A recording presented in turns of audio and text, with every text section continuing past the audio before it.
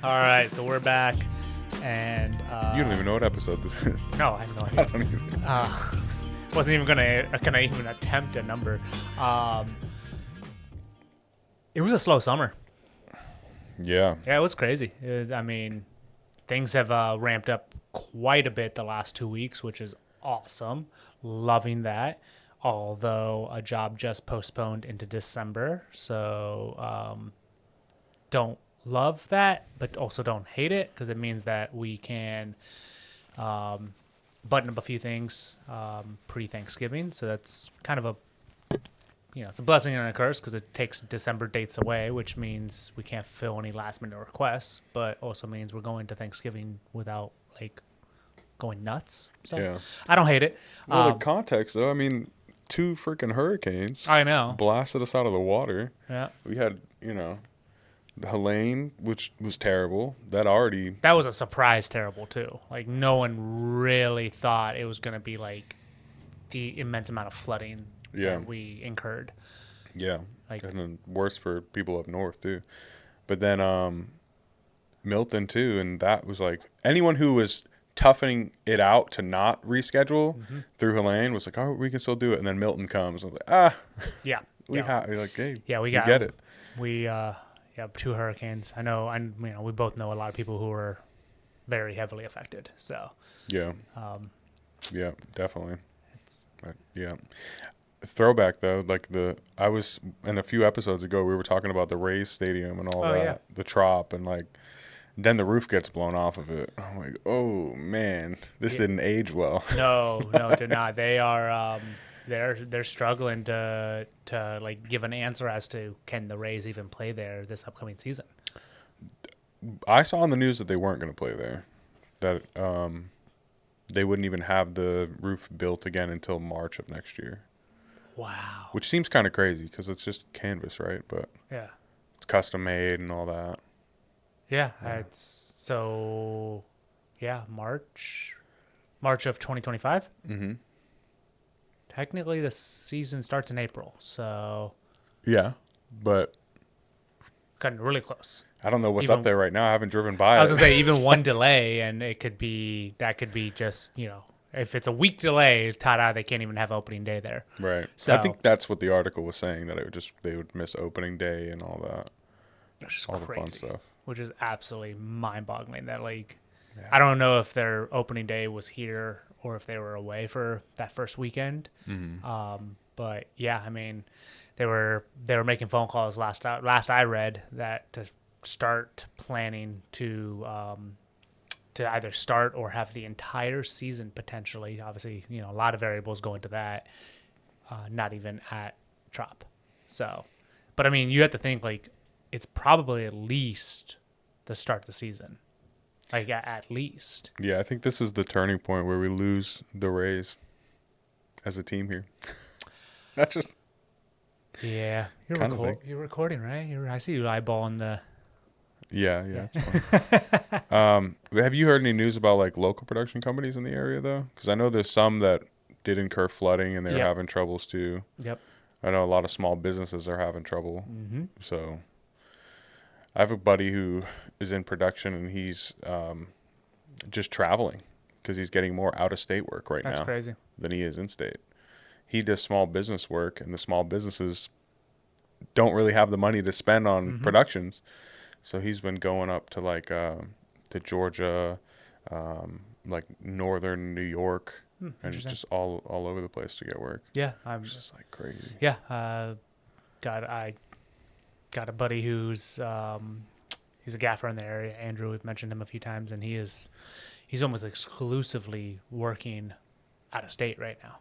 Oh yeah. Yeah. I mean, he just came back from. He just came back from a 4-dayer in South Carolina. And before that, he was on a 2-dayer in Atlanta. And had a 3-dayer in-state, but it was in Fort Lauderdale.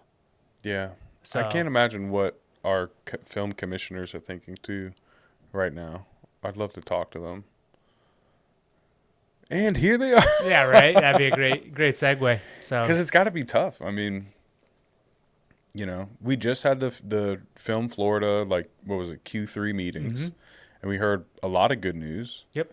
Some iffy things, but a lot of good stuff. Yeah, nothing bad, And but then, definitely I would say iffy. and then boom, hurricanes, tragedy. Like, Clearwater Beach is still shut down. All those businesses are still done. And I'm wondering, I just haven't heard. I think that they're probably being, for better or worse, like hush hush about how things are going right now. Yeah. We're picking back up, but we've got like amazing returning clients, who sign for like these long-term deals. So that's great.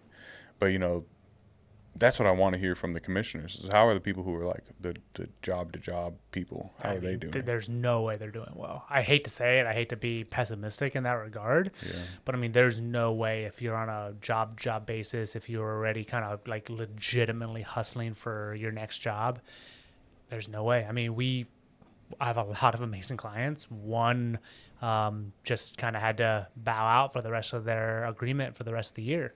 And we released them just to the moral side of it, right? Like just they're hurting. They're a service industry, and they're a service industry that their clients just didn't have the expendable income after these hurricanes. So they lost clients in which they're having to do some cost cutting measures to, ensure that they stay afloat. And I don't think we were the first cut, the first 2 phone calls, let's say, but I do think we were the 3rd or the 4th phone call. And they were hit in a unusual way by Milton. Like they were perfectly fine from Helene, 100% okay, no issues, no problems whatsoever. Then Milton came, no water, no flood damage of any kind. What ended up getting them was their building, the complex that they're in. There's like 3 buildings. They're in the middle building. That middle building had catastrophic electrical failure because of Milton. So when the power was restored to the complex, Fire. No fire. They just building 1 and building 3, when all the trucks were around getting power back, right? Call it 3 days later, 4 days later, building 1 and 3 click on, building 2 doesn't click on. And why doesn't our building have power, but building 1 and building 3 do? And they couldn't figure it out. Like the property owner and Duke Energy just couldn't figure it out. Come to find out that when I don't know the technical element, but there was a catastrophic electrical issue in their building that had to get resolved. It took 2 weeks to resolve it. Wow. So their entire building had no power for 2 weeks while the building had an additional issue to resolve. And obviously the landlord has to get like a specialized electrical crew out. And I don't know what the actual issue was, but it took 2 weeks. They just got power back to their building like 3 days ago. Dang. And so they were losing clients left and right just because their clients were affected by Milton and their expendable money. And no one's getting FEMA money. Right. So not to get political. Yeah. That client just, very, very kind, very polite, was just like, is there any way we cannot finish out the contract? Just because it saves them 2 months because they were up for renewal at the start of the year. So we'll have a conversation with them in January and just see if we can do like an 11-month agreement with them next year, February to December. But they need November, December for sure, financial relief. And then I'm not even going to talk to them until early to mid-January. Just give them January as well to just try and recover. So, we released them from the contract. Obviously, contractually speaking, they were supposed to owe us the money, but, morally, I couldn't. Not in times like these. No, I couldn't be like, no, you signed a contract. It's like, no, I get it. I couldn't even imagine not having power for 2 weeks. Like it was, you go 3, 4, 5 days. I was losing it. Yeah. I was losing it. I get pissed off when I'm inside and there's no AC. I'm like, how would I survive 300 years ago. Like, I would be eaten by lions or something. It'd be horrible. Can we talk about the van? Let's do it. All right. I mean, with that segue, I guess we are. Hey, can we I'm talk just about? getting sad. I'm like, we need to talk about something exciting. Yeah. So we have a van.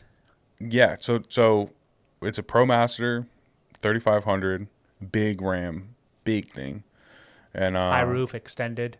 Yeah, and we're setting it all up for being like a high end G&E vehicle. Yep.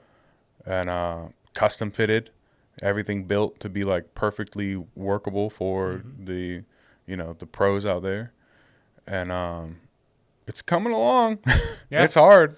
Well, I mean, doing these custom jobs is harder than it sounds. 100%. I mean, we lost. We had a build out day scheduled during the week of Helene that got canceled. Should have been out there doing it. Right. And then 2 days were on our calendar to the week of Milton, obviously. Yeah. So we lost 3 build out days that we are now obviously playing catch up on. Even that, like, I'm not doing it. Thank God I'm not doing it. But I'm watching you and Ryan take care of building a lot of it. And, even in the planning and measurement times, just the meticulous thought of, if we put this here, how is it going to affect the gaffer who's sending his people in here to get everything out? Or if we put this whatever item over here behind something, then if a PA goes in here to grab something really quickly, are they going to be able to find it? Yep. Making it workable so that everyone can go in and be efficient. Yep. Is like high priority. Yeah. With custom shelving on the left. So for those who are gonna ultimately ask, it is a 2024 Ram ProMaster 3500 high roof, 159 wheelbase, and on top of that it is extended. So we got an extra, like, I think the math comes out to an extra 14 inches on the tail end.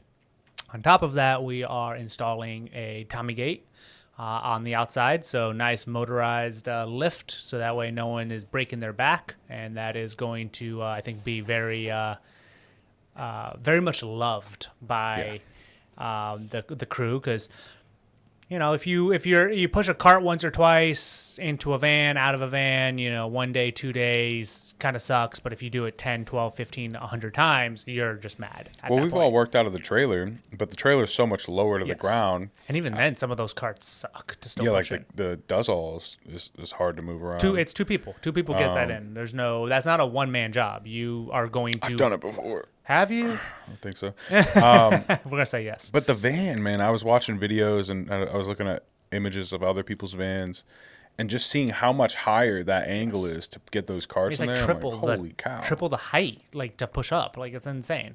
Nuts. So yeah, that's the official van. We got a Tommy gate. Got a Tommy gate on it. So that's, like I said, that's going to be just chef's kiss. People are going to love it. I know some of the people who are already aware of our van, a few gaffers and grips, and gaffers and grips that are already aware of our van. The second I tell them there's a Tommy gate, they're like, yes, they're just so happy. And then, Ryan and I are doing custom shelving on the left, and floor to ceiling. We're going to have 12, 8, and 6 by pipe for various builds. We have 3 rows of shelving, plus the floor is technically its own row, right? We just have to go around that wheel well, so we have before the wheel well and after the wheel well. So 3.5 rows of shelving, I suppose. And on the right, we have our additional battery backup, which is going to have a little charging station for all of our batteries, various charging needs, and that's getting solar panels on the roof. That's going to help charge that extra battery, so that way we can just charge at all times, at any point, no matter what.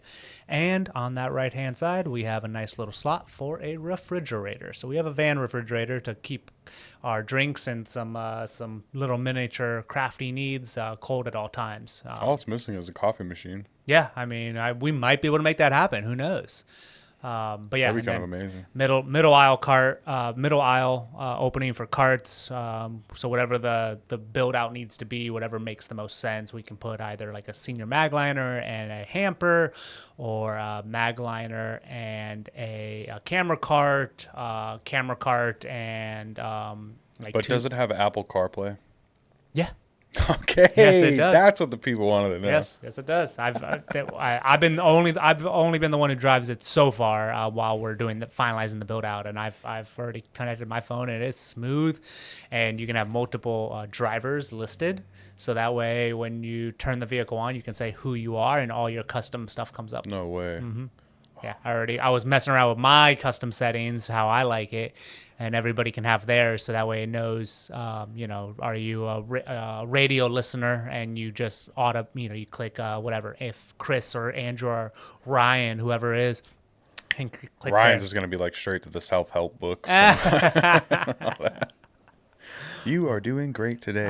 Continue the good work. But yeah, we wrapped it in matte black, so it's super nice and sleek. We put a low profile, full extended roof rack on top. That took us an entire day to build and install. That was not the plan. We thought the roof rack was going to be about a half day, and that sucker took literally all day. I thought the roof rack was going to be a half hour. Oh. I was like, this is crazy. We were thinking full half a day. It came in 3 boxes, and when it was... when it said some assembly required, it was wrong. It was full assembly required. I mean, literally every bolt, screw, rod, corner piece, junction point. I mean, it was full build. I mean, the thing looks phenomenal. Absolutely amazing. But dang, it took literally all day. That's all we did that day was build and install the roof rack. But yeah, 2 solar panels, spare tire, and ladder all fit up there. And the ladder roller.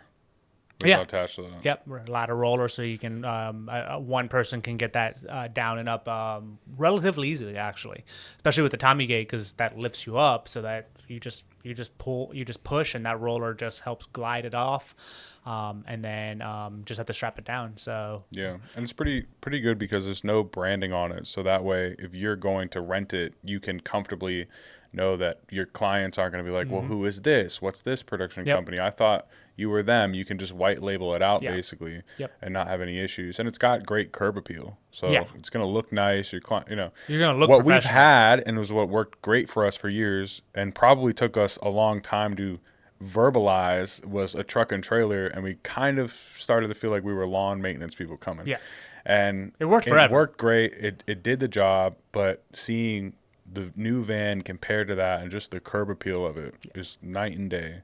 And it gives you that retrospect of like, whoa, this is the way to go. Yeah. So I think even from the standpoint of how a client's going to feel, they're going to like seeing this nice vehicle pulling up, and it's going to set whoever, rents it or gaffing and us apart, from a lot of other production companies that just don't have that yet, or it's not custom built. Yep. And a lot of sense, I could see you opening the door and people being like, whoa. Yep. Music coming on. And like, the gold lights. Yeah. But we should set up a mini speaker and like one of those little computers that every time we open it, music plays. Yep. That'd be great. Yep. So, but yeah, we're really working through making sure it's as intuitive and easy to operate out of as possible. Like you said, you send a PA in there, a grip in there, someone who is working out of the van for the first or even second time, and you can just give them really easy instructions like, hey, on the second shelf, the milk crates that are all blue, it's the second milk crate. Yeah. So, because we're purposely doing like a row of blue milk crates and a row of black milk crates, and we're thinking we're going to do the third row of white. Or we haven't bought those yet because we want to see if maybe Pelicans go there instead, for like camera or for camera equipment. It might be used that way, but we definitely have a row of black milk crates and a row of blue milk crates. And obviously everything's going to be labeled, so you can be able to just read the label. But it just has this visual difference where the row of black milk crates is all, for example, let's say rigging, and the row of blue milk crates is utility and support and like walkie-talkies. Just an idea. We're still finalizing where everything goes, but we're doing that on purpose so that way there's just a you're not saying like the second row, third milk crate, and it's all black, and it's like, oh, crap, like, Yeah. are you counting second row from bottom to top or top to bottom? It's like, no, the blue milk crate row, second one, it's like you open the door and you're like, oh, that's clearly blue, and 1, 2, because you go left to right. Yeah, everyone in production's been there where you send a PA and it's not their fault. No, PAs not usually at all. like they don't have to know where everything is necessarily. You send a PA and you're like, where are they? Why haven't they come back yet with this? And you have to make a call. You have to wait radio until them. they come back, or radio them, or whatever, and then help to get them. Yeah. So I've been there. Back in the day when I was a grip and I was gripping 2-3 days a week, and all of a sudden I get this brand new vehicle thrown at me that I just haven't operated out of this 1 ton or this company's trailer or whatever the case may be, right? Like obviously there were a lot of trucks that I worked out of all the time and I knew everything like the back of my hands, but then you just get a new vehicle, right? And you're just like.